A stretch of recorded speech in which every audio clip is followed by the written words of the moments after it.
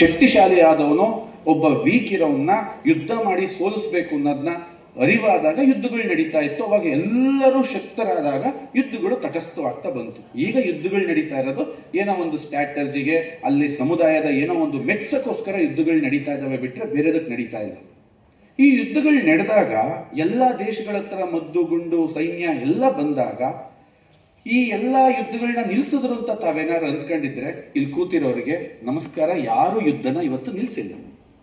ಅವರವರ ದೇಶದ ಮಲ್ಟಿನ್ಯಾಷನಲ್ ಕಂಪ್ನಿಗಳಿಂದ ಏನೂ ತಿಳಿಯದಂತಹ ಮುಗ್ಧ ದೇಶದಲ್ಲಿ ಇನ್ನ ಎಷ್ಟರ ಮಟ್ಟಿಗೆ ದರೋಡೆಯನ್ನ ಮಾಡ್ಬೋದು ಅಂತ ಹೇಳಿ ಮಾಡ್ತಾ ಇರ್ತಕ್ಕಂಥ ಎಷ್ಟೋ ಸಂಸ್ಥೆಗಳು ನಮ್ಮ ದೇಶದಲ್ಲಿ ಇವತ್ತು ಉಳ್ಕೊಂಡಿದ್ದಾರೆ.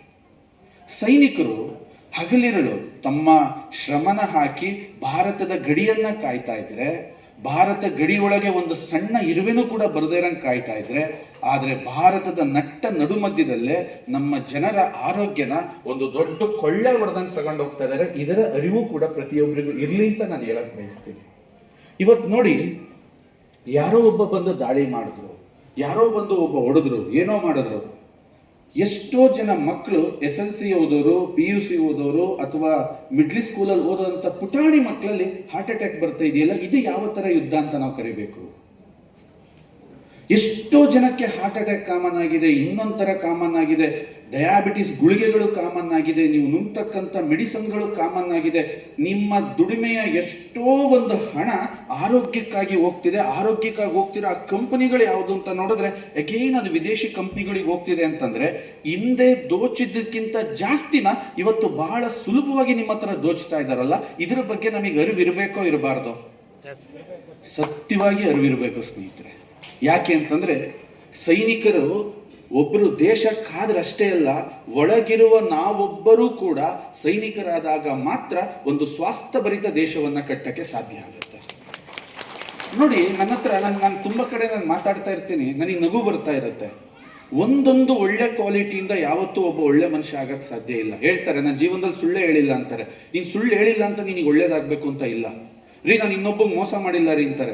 10 ಒಳ್ಳೆ ಗುಣಗಳಿದ್ದಾಗ ಮಾತ್ರ ನೀನೊಬ್ಬ ಒಳ್ಳೆ ವ್ಯಕ್ತಿ ಆಗ್ತೀಯ. ಅದೇ ಥರ ಒಂದು ಕಾರ್ ತಗೊಳ್ಳಿ, ಒಂದು ಗನ್ ತಗೊಳ್ಳಿ, 10 ಒಳ್ಳೆ ಗುಣಗಳಿದ್ದಾಗ ಆ ಪ್ರಾಡಕ್ಟ್ನ ಒಳ್ಳೇದು ಅಂತ ಹೋಗ್ತೀವಿ. ಅದೇ ಥರ ನನ್ನ ದೇಶ ಒಂದು ಕಡೆಯಿಂದ ಮಾತ್ರ ಬಲಶಾಲಿ ಆದರೆ ಸಾಲದು, 10 ವಿಚಾರದಲ್ಲಿ ಬಲಶಾಲಿ ಆದಾಗ ಮಾತ್ರ ಒಂದು ಸಮೃದ್ಧ ಭಾರತವಾಗಿ ನಾವು ಆಚೆಗಡೆ ಬರ್ತೀವಿ. ಇದು ನನಗೆ ಅರಿವಾದಂಥ ಸಂದರ್ಭದಲ್ಲಿ ನಮ್ಮ ತಂದೆಯವರು ಅಪ್ಪಟ ಶರಣ ಸಂಪ್ರದಾಯದಲ್ಲಿದ್ದು, ನಮಗೆ ಸಣ್ಣ ಮಕ್ಕಳಲ್ಲಿ ದೇವಸ್ಥಾನ ದೇವ್ರಿಗೆ ಕಳಿಸ್ಲೇ ಇಲ್ಲ.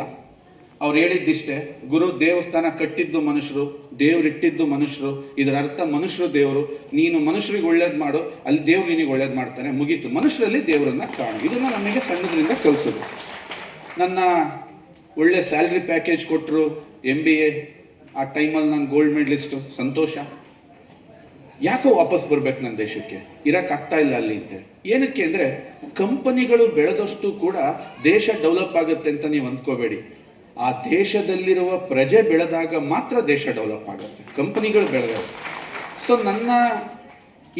ನನ್ನಲ್ಲಿ ಏನೋ ಒಂದು ಸ್ವಲ್ಪ ದೇವ್ರೇನಾದ್ರು ಜ್ಞಾನ ಕೊಟ್ಟಿದ್ದಾನೆ ಅಂತಂದರೆ, ಅದು ಯಾರ್ಯಾರು ಒಬ್ರು ಸಣ್ಣ ಜನರಿಗೆ ಅದು ಅನುಕೂಲ ಆಗಬೇಕು ಅಂತ ಹೇಳಿ ನನ್ನ ಕಾರ್ಪೊರೇಟ್ ಜಗತ್ತಿನಿಂದ ಆಚೆಗಡೆ ಬಂದು 2012ರಲ್ಲಿ ಈ ಸ್ವದೇಶಿ ದಿಶಾ ಅನ್ನೋ ಸಂಸ್ಥೆನ ನಾನು ಸ್ಥಾಪಿಸಿದಾಗ ನಾನು ಆಯ್ಕೊಂಡಿದ್ದು ಒಂದೇ ಇದು, ಏನಂತಂದರೆ ಆರೋಗ್ಯದ ಬಗ್ಗೆ ನಾನು ಏನಾದರೂ ಕಾಳಜಿಯನ್ನು ವಹಿಸಬೇಕು. ಯಾಕೆ ಅಂತಂದರೆ, ದಿನನಿತ್ಯ ಇವತ್ತು ನಾವೇನು ಎದುರಿಸ್ತಾ ಇದ್ದೀವಿ ಅಂದರೆ, ಸುಸ್ತು, ಸಂಕಟ, ಎಸಿಡಿಟಿ. ನಿಮಗೆ ಇನ್ನೊಂದು ಕಾಮಿಡಿ ವಿಚಾರ ಹೇಳ್ತೀನಿ. ವೇದಿಕೆ ಮೇಲೆ ಯಾರೋ ಡಾಕ್ಟರ್ ಇದ್ದಾರೆ, ಸಾಹೇಬ್ರು. ಸುಮಾರು 4800 ಜನ ಡಾಕ್ಟ್ರಿಗೆ ಕ್ಯಾನ್ಸರ್ ಬಂದಿದೆ, 6300 ಜನ ಡಾಕ್ಟ್ರು ಹಾರ್ಟ್ ಅಟ್ಯಾಕಿಗೆ ಬಲಿಯಾಗಿದ್ದಾರೆ. MBBS ಓದಿದ್ದಾರೆ, ಎಲ್ಲ ಮಾಡಿದ್ದಾರೆ, ತಿಳ್ಕೊಂಡಿದ್ದಾರೆ. ಯಾಕೆ ಈ ಮಾತು ಹೇಳ್ತಾ ಇದ್ದೀನಿ ನಿಮ್ಗೆ ಅಂದರೆ, ಕೇಳಿಸ್ಕೊಳ್ಳಿ. ದೇಹ ಅನ್ನೋದೇನಿದೆಯಲ್ಲ, ಇದು ಇನ್ವಿಸಿಬಲ್. ನಮ್ಮ ಬಾಡಿ ಒಳಗೆ ಏನಾಗ್ತಿದೆ ಅನ್ನೋ ಒಂದು ಸಣ್ಣ ಅರಿವು ಕೂಡ ಯಾರಿಗೂ ಇರಲ್ಲ. ನೀವು MBBS ಓದ್ದಂಗಿರಿ, ಮಾಡ್ದಂಗೆ ಕೇಳ್ಬೋದು ಪ್ರಶ್ನೆ, ಡಾಕ್ಟ್ರಿಗೆ ಗೊತ್ತಾಗ್ಲಿಲ್ವಾ ಹಾರ್ಟ್ ಅಟ್ಯಾಕ್ ಅಂತ? ಗೊತ್ತಾಗಲ್ಲ.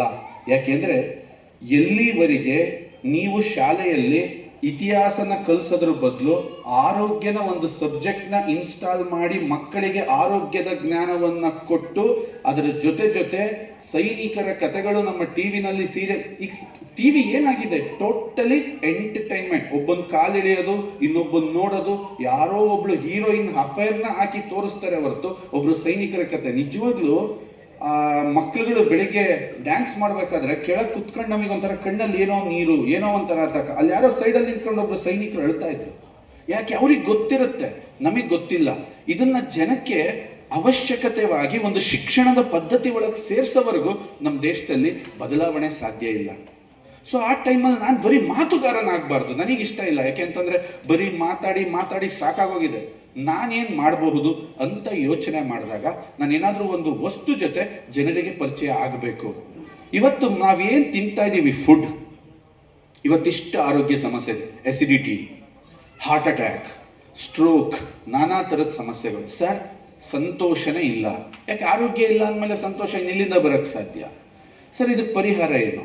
ನಾವಿವತ್ತು ತಿಂತಕ್ಕಂಥ ಆಹಾರ, ಅಕ್ಕಿ ತಿನ್ನಿ, ರಾಗಿ ತಿನ್ನಿ, ಗೋಧಿ ತಿನ್ನಿ, ಮೆಣಸಿನ್ಕಾಯಿ, ನೀವೇನು ತಿಂತೀರಾ ಎಲ್ಲ ಭೂಮಿಯ ಅರ್ಧ ಅಡಿಯ ಭಾಗ ಅಥವಾ 1 ಅಡಿ ಭಾಗದಲ್ಲೇ ಬೆಳೆದ್ರೆ ಆ ಭಾಗನ ನಾವು ರಾಸಾಯನಿಕ ಕೃಷಿಯಿಂದ ಎಷ್ಟರ ಮಟ್ಟಿಗೆ ಕೆಡ್ಸಕ್ಕಾಗುತ್ತೋ ಕೆಡ್ಸಾಕಿದ್ದೀವಿ.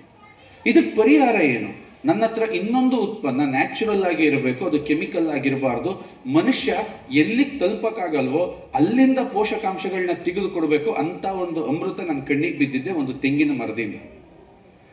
ಅದನ್ನ ನನಗೆ ಯಾವಾಗ ಅರಿವಾಯ್ತು, ಯಾಕೆ ತೆಂಗು ಸುಮಾರು 8 ಅಡಿವರೆಗೂ ತನ್ನ ಆರವಾದ ಬೇಳನ್ನ ಬಿಡುತ್ತೆ. ಇಲ್ಲಿ ಬಹಳ ಜನ ಇದ್ದೀರಾ ಸ್ನೇಹಿತರೆ, ಒಂದು ಮಾತನ್ನ ನೆನ್ಪಿಟ್ಕೊಳ್ಳಿ ದಯವಿಟ್ಟು. ನನ್ನ ಸಮಯ ತುಂಬ ಕಮ್ಮಿ ಇದೆ. ಏನಂತಂದ್ರೆ, ಆಸ್ತಿ ಮಾಡ್ತಾ ಇದ್ದೀವಿ, ಒಡವೆ ಮಾಡ್ತಾ ಇದ್ದೀವಿ, ಅಂತಸ್ತು ಮಾಡ್ತಾ ಇದ್ದೀವಿ. ಯಾರಿಗೋಸ್ಕರ? ಎಲ್ಲರಿಗೂ ಗೊತ್ತು ನಾವು ತಾಂಡೋಗಲ್ಲ ಅಂತ. ಒಪ್ಕೋತೀರಲ್ಲ? ನಾವು ತಾಂಡೋಗ ಯಾರು